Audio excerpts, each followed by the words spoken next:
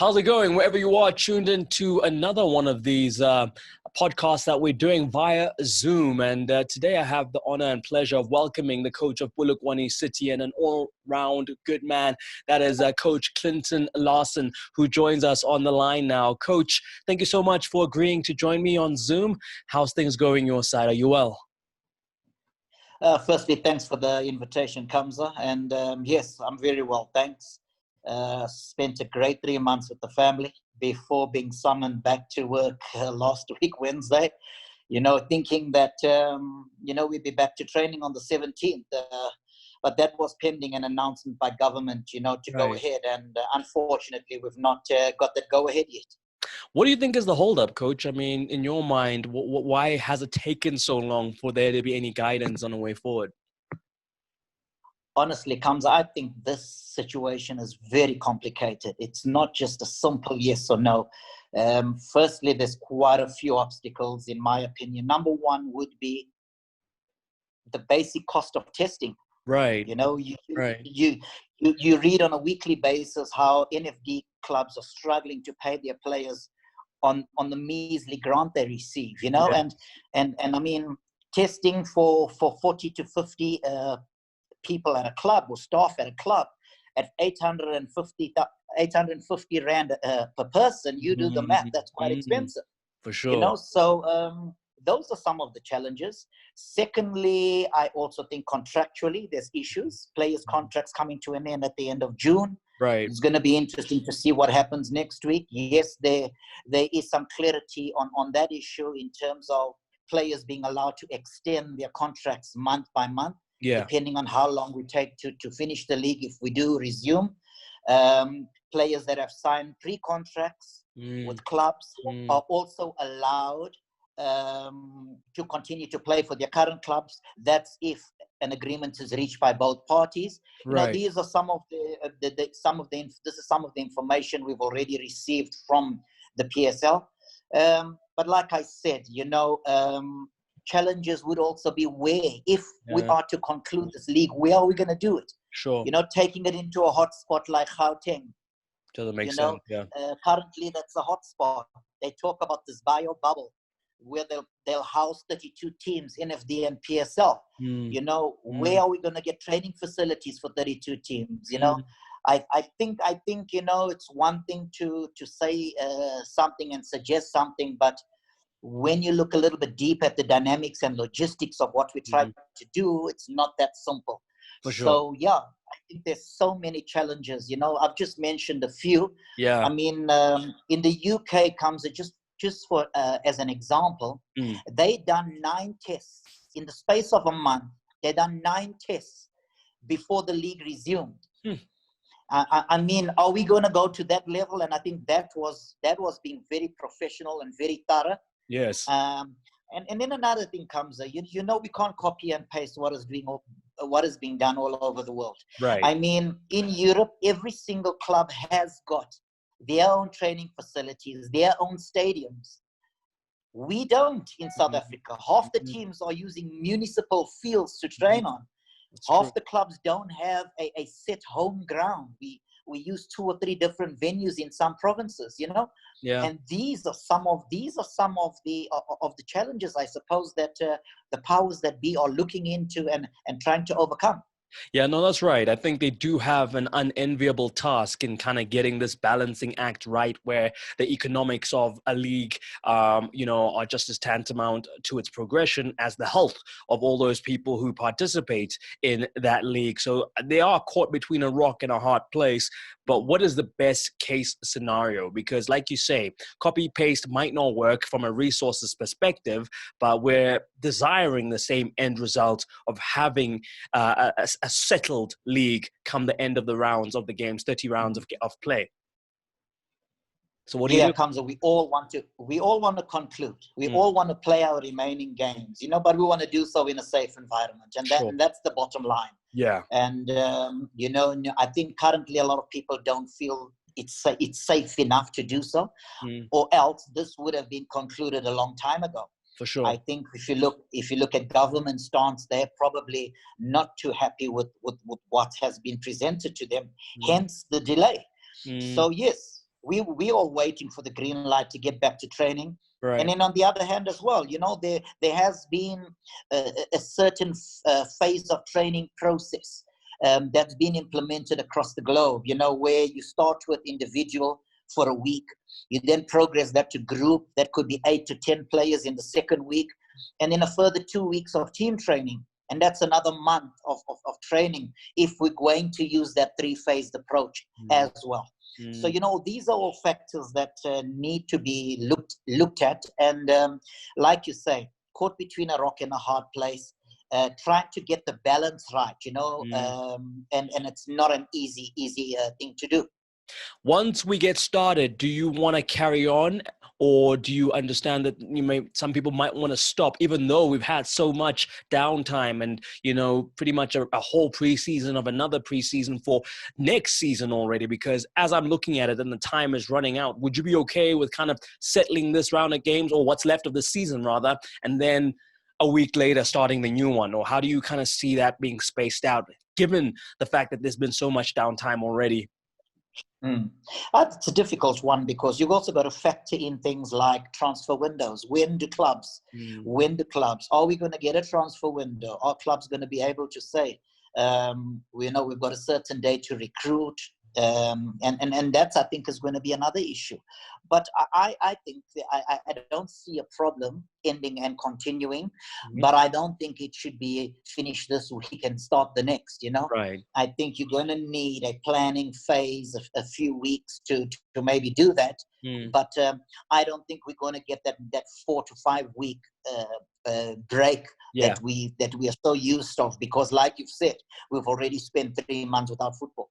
Yeah. Okay. Well, let's turn to your situation with Polokwane City, coach. I mean, you've come in, and obviously the mandate is to survive and to make sure you avoid the relegation scrap. Looking at the log table, you're sitting in 14th. How would you kind of characterize from when you walked in the door to where you were before the season took a break due to COVID?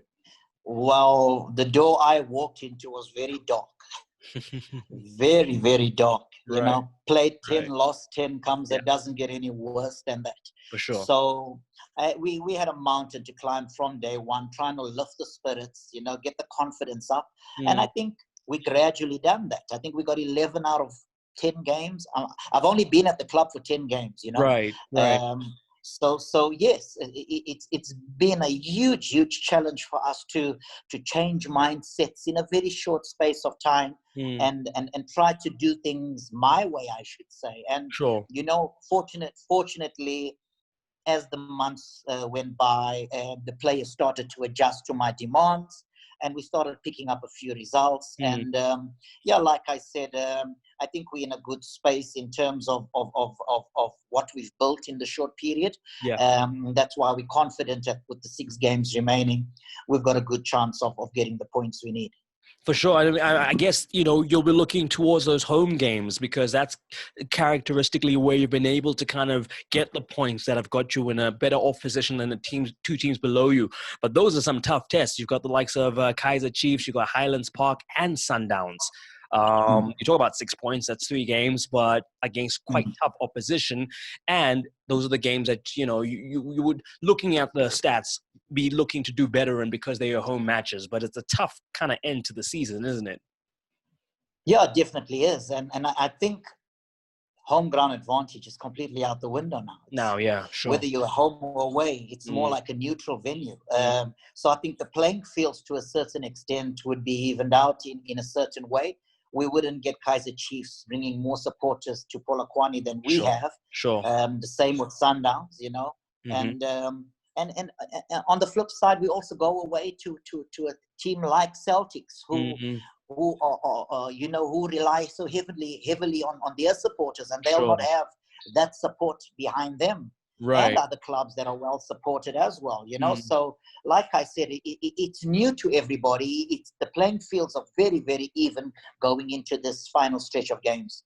No, that's right. You bring up a good point, because some commentators and analysts have been saying that some teams might actually prefer the muted nature of the stadiums due to, the psychological aspect of having either your own crowd on top of you or having the home team's crowd on top of you. So yeah, this could work to your benefit.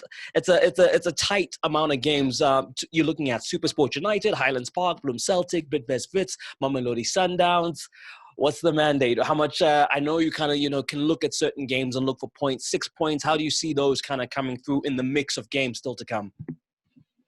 Yeah, well, we're currently on 23? 23 points. 23 points. And yeah, we're looking at 31 points minimum. We believe the 31 points will get us over the line, based on the current standings, and also looking at some of the fixtures the teams below us have got. Listen, everybody's got tough games, Kamza. Everybody's got tough games, and we're going to take it, no cliche, one at a time. We've got some good results against some of the bigger teams, and we've just got to plan for each team and take each team on their merit. And I believe that approach is going to get us over the line. Like I said, I strongly believe that we can get 7 or 8 points out of what a possible 18 points. Yeah, sure. So that should be the target, getting half the points of the games that are left, and I think that's achievable. Okay, I mean, for some teams, it's been a bit of a blessing in disguise having this break, because bodies come back in, coaches have more time to instill their philosophy. How's it benefited you? Having this lull in the football? Exactly the way Kamza. When I started at the club, I didn't have 4 of my biggest challenge in my first 2 months. I didn't have Ayanda and Keely, I didn't have, there's one more central defender that was injured, Ayanda and Keely, Mbonani. Nicholas Motlong got injured as well. Right. This is just to name a few, and we were really disrupted defensively and had to really build. We brought in a few young players. It was outside of the transfer window, and we couldn't do much at the time. Right. But these 3 months have given us a great opportunity to get those injured players back up to speed. We've got an injury-free squad at the moment. So basically, it's just going to be working on match fitness. And yes, it's going to take a good two games at least to get the boys up to speed again. But those first 2 games are still very important to get points on the board. Okay, no, great. And then, I mean, currently looking at the situation in the landscape, we speak about coaches in South Africa. Once again, it's always good to speak to a local coach. Your take on the numbers of you in the professional game. What do you think has been kind of the stumbling block for seeing more and more local coaches at the helm of our teams? I mean, there's better representation if you look amongst like the top clubs, but it ebbs and flows. You'll have a time when there's a lot of South African coaches at the top clubs, and then there's a time where the owners opt for European or overseas coaches. How do you kind of see the lay of the land at the moment? Yeah, well, I think we've improved in that department. Honestly speaking, I think a lot of clubs are now giving young coaches opportunities. You look at the likes of Tebogo Moloi. There was a time, he was in charge of a team. Then it was Fadlu Davids. I remember I started out at maybe 36 years old at Bloemfontein Celtics, right. And I think slowly but surely we're starting to see a shift in that regard. Teams are starting to believe a little bit more, or a lot more, in local coaches. There still is this idea out there that the foreign coaches bring a little bit something different to the table, right. which I disagree with. I don't believe we're inferior to any foreign coaches, and I'm not saying that the likes of Middendorp, Stuart Baxter, just to name a few, have not brought value to the league. I thought they have. They've done well, and but honestly speaking, a lot of foreign coaches have come here without any pedigree whatsoever, and have got opportunities, be it in both the PSL and NFD. So I just think a little bit more confidence in our local players. You're starting to see it in Europe as well. Vincent Kompany in Belgium, Steven Gerrard in straight out of playing. In Scotland, you've got Frank Lampard now. So young players or just newly retired players are being given opportunities. But at the same time, as coaches, we've got to keep educating ourselves and make sure that if the opportunity came, we are prepared to grab it. Let's talk about your philosophy as far as coaching is concerned. I mean, I remember when I was with you at Bloom Celtic, you could kind of see the hallmark of your team, which was, a lot of running, a lot of pressure on the opponents. Have you had to tweak that at all as far as, arriving to Polokwane City, looking at your personnel, looking at your philosophy and how to kind of marry the two? My philosophy never really changes. Work ethic, number one for me is... It's a prerequisite. My teams are known to be fighters, are known to be hard-running teams. Right. And we at Polokwane, I walked into a team with slightly different dynamics, Kamza, with different types of players, But generally, my philosophy is very simple. Like I said, my philosophy hasn't changed at all. The first thing is the work ethic of my team. I pride myself in good organization as well. My teams generally are teams that press the opponent to try and win the ball back. And I try and play a quick brand of football. A lot of the teams I've had, be it Arrows in the past, be it Celtics, have always had speedy attackers, and I've tried to utilize that as best I can in terms of playing quicker combinations, playing the ball into space, getting behind the opponents and getting to the opponent's box as quickly as possible to create as many box entries as possible. So, that's my philosophy, to keep knocking on the opponent's door, but also without the ball to get behind the ball and make it difficult for teams to break you down, And I came into a Polokwane team that was really struggling defensively. So number one, I had to improve the defensive situation and really restructure the defense, make sure the players understood their roles, in particular the attacking players, making sure they understood their defensive roles and responsibilities, because that's what I felt at the time was lacking. And that improved immediately, and we started to be a little bit more stubborn and miserly in terms of the way we were defending. And then as well, we had quick players in the team, but you never really saw it when the team played, Kamza, because the team was really focused on possession, but without progression, if you understand what I'm saying. Right. And I tried to fuse the two, keeping the possession base, but also looking to be more progressive with off the ball running and more penetration in the opponent's half. So those are the things we've tried to work on from a team perspective. And I'm happy to say that I've seen an improvement, a gradual improvement in what we've tried to implement. Right. Okay. So you speak about a philosophy. It sounds like it's constantly being refined in your head. Who do you think, or which other coaches do you kind of look at and help kind of refine your output with kind of what they're doing? I'm guessing the coaching world is very derivative in that you kind of, as coaches, look at each other and say, I like what that coach does. Mixed in with my methodology, I could maybe find a way to work it for my team. Who would you kind of, as far as your peers are concerned, would you say you kind of learn from? And I mean, I'm sure they're learning from you too. Yeah, well, you got to look at the successful coaches and look at what they're doing. They aren't there for no reason. So, but coach, how does it work? Do you look at a successful coach with the kind of same resources as you, or do you look at a coach who might have more resources and think, okay, how do I tweak that to work with what I'm working with? Or does it regardless regardless of the resources comes, Cool. we're basically looking at the game models of each club. Okay. And how they set their stalls out with the type of players they've got. Right. You know, Right. and Sundown set their stalls out in a certain way because they're technical players that they do. But Wit set their stalls out slightly differently because of the type of players they've got. Right. And that is how coaches, you'll learn a little bit from each coach, you know, and like you said, with your own methodology, you'd put things together. So locally, yeah, I've picked up a lot from Coach Pete, so a lot from Gavin Hunt. You know, I've had in the past a great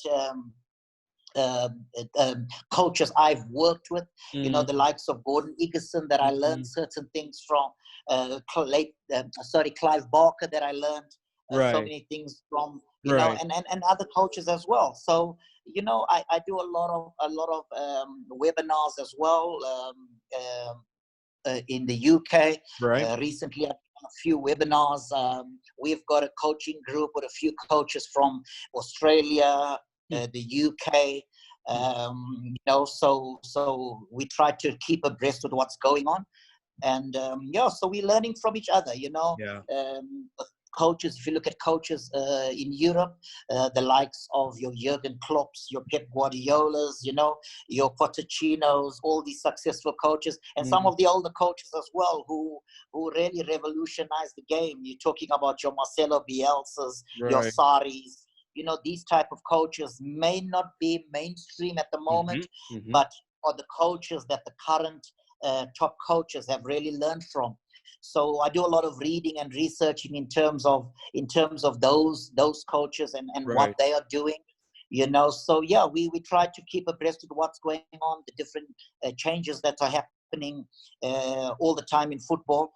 But like I said, I've always been that type of person. You know, from a very young age, I started coaching at the age of, I think it was 18 or 19, when I started coaching my amateur team. I started playing professional soccer, and whatever I was learning at training, I would take back to coach my ex-amateur team I had played for. So it started very early from me.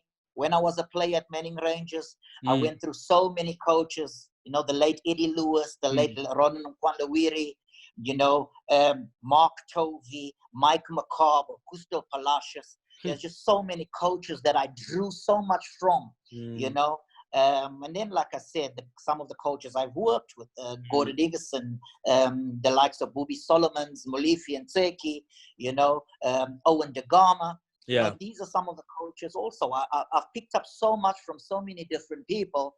And that's how I see myself, you know, like a sponge, trying to absorb as much as I can from everybody else, and then bringing my own personality and methodology to the fore.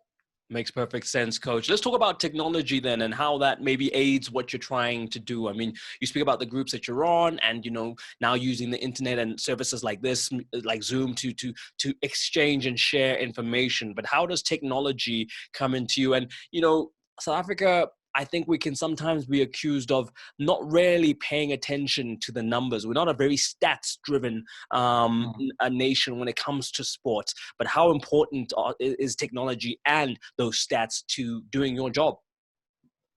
Well, I think, Kamza, honestly speaking, in the last 5 years, that's changed quite drastically. I think we've become very technology driven, you know, from an analytical point of view. I mean, we're analyzing more than ever before, you know, individuals, opponents, you know, patterns of play. There's so much we're analyzing about our opponents, about our own teams. So I think in the last 5 years, there's been a huge leap in terms of stats. A lot of us have these programs like Instat, where you can get basically any information on any player, on any team, looking at their passing patterns, how they develop their attacks. You know, so there's basically so much to use and so much to do. But the sad part is, in South Africa, not every club is in a position from a financial standpoint to have 2 analysts, 2 physios, 2 fitness trainers, you know, like some teams currently do. But, you know, we try to make do with what we've got. Sometimes it's not having a fitness trainer, and it's not having an analyst. Yeah. I've been at clubs where we've not had these type of professionals at the clubs. Right. And it's a challenge, and we've still got to compete at the end of the day. And that what makes football so beautiful, because with limited resources, you can still, with good coaching and good training, still be competitive with even the best. I mean, how much do you think we need to kind of also make sure that information flows to the public? I feel sometimes you guys have such an unenviable job because people don't understand the nitty-gritty, the training sessions. I mean, I always say that once you've been to a training session, you can understand why a coach makes the decisions he makes. How much, in terms of education, do you think it's important for the football loving public to kind of have an insight so they can make more informed criticisms? Because it seems to be that's what the case is, criticisms of what you guys do. Yeah, and I'm a strong believer that the more information they've got, the more they'll appreciate some of the decisions that are made, especially by coaches. There was a time I was even asking some of the analysts, the TV analysts, why not pick up the phone and call the coach and ask the coach why you've left out a certain player? Sure. He's a big name player, sure. And then you'd get a so-called expert saying, what is the coach thinking leaving this player out? And the public hear this, and they have a different, not knowing the player trained just once in the week, or the player had a knock. Sure. So I think educating the public is very, very important, and keeping them abreast with what's going on at club level, at training. I think, it's like that at a lot of leagues around the world. There's a lot more transparency in terms of what's going on at clubs, in terms of training, in terms of, what the running of the club. And I think once the supporters are more in the know, I think they'll appreciate a lot more what we do. Okay, and then let's talk about, your ambitions as a coach, because obviously, the conversation is becoming more and more, when are we going to see the likes of Clinton Larsen, Pitso Mosamane, go out into the rest of Africa? I mean, would that be something you're keen on as far as getting out onto the rest of the continent for a coaching job? Or do you kind of see the resources and the infrastructure that exists here and say, this is good enough for me to do my job, and you're worried about kind of, going to a lesser standard, for the lack of a better expression? I think outside of North America, and we all know how difficult it is to get into North America to coach. Outside of North America, we've got the best league on the continent. Yes, I think the players in North America are very professional, are of a very high caliber. The teams are financially very strong. If you look in Egypt, you look at some of the teams in Algeria, Morocco, you've got some massive teams in those areas. And so for us, I don't see us going to Botswana, to Zim, to Ghana, to Nigeria. Go big or go home. There's less infrastructure, because we've got the best league. So for us, it's really, I think we coaching in the right place. And unless we're going to go, I just read recently Stuart Baxx is in India.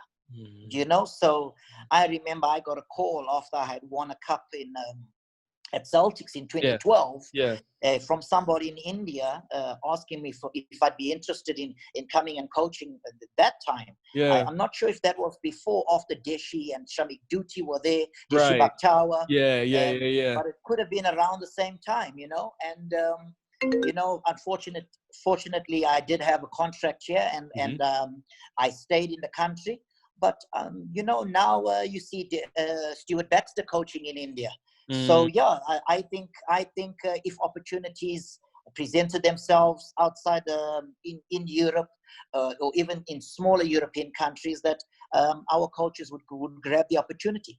Okay, no, that makes sense. I mean, you're right. You kind of want to make sure that your trajectory is kind of going up as opposed to sideways or going back. And then in terms of looking at like this long career now you've had in coaching, because you say you essentially were coaching an amateur side, then played, then was still coaching, I'm sure.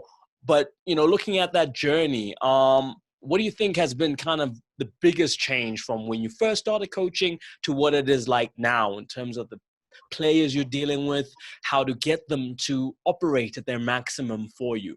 Is it a harder sell now convincing players to be great than it was back then? I think players will always be players. Number one. Right. And yeah, it was much more difficult in the early days. I spent six to 7 seasons in the NFD with Nutty Lions and Durban Stars between 2003 and 2008 when I went to Maritzburg to join Gordon Egerson. Right. So 6 years in the NFD back then, you know, working without a salary, working, getting paid short every month, you know, buying food for your players. My wife was making pre-match meals for the players. I could go on and on. I've got to write a book, Kamza. Please do. Please do. Yeah, but I mean, with regards to the players, I've always had one way of working with my players, and that's being open and honest with them. And you feel, I've always felt that by being that way, I've always got a very good response and always built a very strong rapport with my players. Right. You know, wherever I've been, I've always managed to build a very strong rapport with my players. And that's my coaching style. So I think in terms of players themselves, the players have been the same from then till now. I think what has changed is that the game has become more commercialized. You know, I remember when I was playing and even when I started coaching, there was very little money in football in terms of salaries. Yeah. And that has all changed now. The top earning players are really earning good money. So a lot has changed. Like I said, the game's become more commercialized. Clubs have become more business driven. Sure. So in that regard, things have changed. But on the playing field, I think our conditions of playing have improved. Yes. You know, just pre 2010, post 2010, slightly before the World Cup and after, I think we started improving our facilities, and I think that's one of the biggest changes. You know, we playing football on good surfaces, unlike back in the day when we really struggled to find 3 or 4 world-class venues. You know, now we spoil for choice in terms of the quality of playing fields at our disposal. So I think that's the one big area that's definitely improved. And then the quality of player, coach, how's development kind of aiding or hindering that? Because, you know, are we producing enough world beaters? Are we, you know, producing enough players that are fit for export? Or is there a glass ceiling that we haven't broken through yet? I firmly believe we're not doing enough at development level. We've been saying this for 20 years now. If I remember 20 years ago, we were having the same discussions. Why aren't we? I mean, I'm constantly reading. Other countries are having free coaching courses constantly for coaches, grassroots coaches. You know, and to get a course in South Africa, it's like squeezing water out of a rock. You know. Right. It's really difficult for coaches, and they're so expensive as well, Kamza, you know. So, you know, those should be, government should be making those readily available for coaches who do want to do their courses and excel. But for me, it's putting our money at grassroots, getting the best coaches, the best youth coaches at grassroots. Every PSL coach is going to go through the same frustrations, Kamza, where we're having to teach 21, 22-year-olds how to receive a ball, how to pass a ball, how to shooting technique. These are things or skills that should be honed at a very young age, 13 to 14, 15 years old. And they are not being done at a lot of development levels. I'm not saying across all development levels. You look at the likes of SuperSport and Ajax, just to name 2, that have really done a great job in this regard. But that's too little. You know, that's too little. We've got to get everybody up to that level, even improve on that. And at the moment, we're way off in terms of producing the right caliber of players to get to the PSL where they can then take their game to another level. On that note, who's the best player you've coached?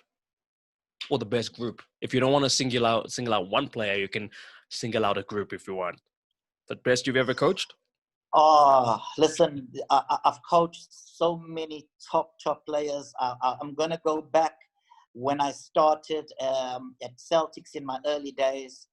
I had a John Arua there that, Right. you know, on top of his game was the best defensive midfielder at the time.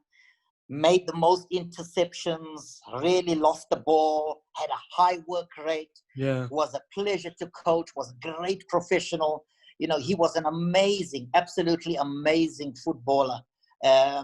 You know, he was just one of them. And recently, just before I left, in my last 2 years at Celtics, Lanchani Pelani, what a player. Highly underrated.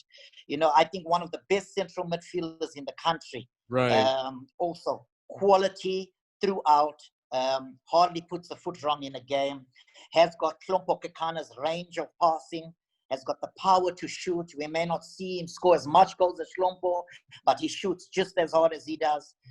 Is amazing at dead balls. He's an all-round central midfielder. Can play both the holding and offensive role if you need. Right. You know, those are just two players that I've coached that have really, really stood out for me. And then I've got Rahali, Jomo Rahali. What an amazing player. Kamza. They are dying breed. You know, players with that level of arrogance that no matter who's in front of you, you've got the confidence to take him on and create something for your team. They are dying breed in the PSL, or should I say in football in general.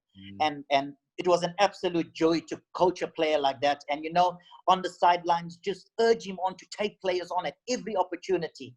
And he reveled in that, you know. And I think for me, one of the best players in South Africa. We're talking about the Serinos, the Zwanis, you know, we're talking about those type of players. He's in that bracket. Let me tell you, if you see him on a daily basis, Kamza, it's amazing what he can do. Okay, I mean, that's great because, you know, that's a lot of the time. It's always good to get the coach's insight. I remember when people were shocked when I think it was Coach Gordon Niggerson was like, Kingston Ngata is such a great player, and I understand why any coach would use him type of thing. You know, it's always good to kind of see it from the lens of the coach because I think a lot of the time maybe the media will run with the hype and you know, also focus on the games that are shown on television. That's how players kind of get the spotlight on them. So it's good for you to be able to shine the spotlight on other players who sometimes maybe go under the radar, so to speak. So it's good to hear about players that you rate, Coach. And speaking of, you know, players that you rate, I'm sure some would have rated you back in the days of Manning Rangers. You were able to win with that team before, you know, obviously got disbanded. But let's talk about that, the success that you enjoyed as a player. What do you think that's down to? I mean, you'll obviously look to the players that were around you at the time, the mood in the camp, but if you can kind of just hit those marks for us and help us relive what was a fruitful time for Manning Rangers. Yeah, well, I think the makeup of the team is really what separated us from everybody else. You know, we had a few semi-professionals where guys were working in the day, we were training in the evenings. These are early days at Manning Rangers, you know, the likes of Bradley Meir, Gavin Radford, Mark Davies, those were working guys, and they would only train late afternoon, early evening with us. So fortunately for us full-time players at the time, we would train in the morning and then meet up with them in the afternoon. So it helped us as well, fitter all the time, training all the time. But yeah, we had such a diverse group of players, and you know, to this day, you know, we're still in contact. We had the like of Craig Menson and Grant Johnson, you know, but the players, and I'm talking the white players in particular, your Gary Duplessis. We had Warren DuPont, if you remember Warren DuPont. We had Gavin Radford, Mark Davies, Bradley Meir, Robin Moore. These were such great teammates, you know, and they really took to everybody. And we often would go out with them to so-called white spots. You know, if we won a game and they wanted to celebrate, they would take us with them, and they weren't shy themselves to go into the townships. You know, and we had great guys. We had Solo and Damani, Marcus and Pafudi, We had Innocent Chakoya there, a few of the foreign, Simon Makubela, right. George Kumantarakis is another one. We had such a great group of players. The camaraderie in the group was, like I said, what separated us from everybody else. And that lasted a while. From your mid 90s to just before I left for Pirates in 99, So for a good 4 or 5 years, always up there in that top 4, top 5, top 6 bracket. We went to the semis in Africa. We got some great memories of our trips on the continent. It was great times. We had also Gordon, who understood the club, understood what type of players that we needed at the club. But like I said, the friendships we developed, the camaraderie within the group was second to none. And that is what made us fight for each other on the field. Oh, that's great. It's sad to kind of speak about it as memories in the past, but, we're getting that. Next season, you potentially have a new neighbor in the league in your, part of the world, but at the expense of a Bidvest Wits kind of, after 99 years, kind of disappearing into obscurity. It's sad to say, but this is what the nature of football is at this point in time. What's your thinking on that? All that history and heritage kind of out the window now. But some will argue, in the region where you're currently working, people want more football, want a team to back, and so they're gonna have it next year in TTM. So I guess there's these two sides of a club can go to people who will appreciate and nurture and run it, as opposed to it being in the hands of people who don't want it. So there's an argument for both. But where do you kind of stand on the club status selling and offloading trend? Firstly, the news was a total shock, not just to me, to everybody. Nobody saw this coming. Right. Not a team of Wits, not a team with Wits history and culture. They really have made a strong mark in South African football for a long, long time. I remember early 90s, I started playing in 91, 92, going there and playing against these giants at Mill Park. Peter Gordon was an absolute giant. I'm 1.7. He's close to 2 meters tall, right. And that I was a young 19, 20-year-old kid at the time. And, I've got such fond memories of going there and playing games there from, like I said, 91, 92. And to hear that this club is no more, it's a total shock. But football, like we were speaking earlier on, has become a business, Kamza.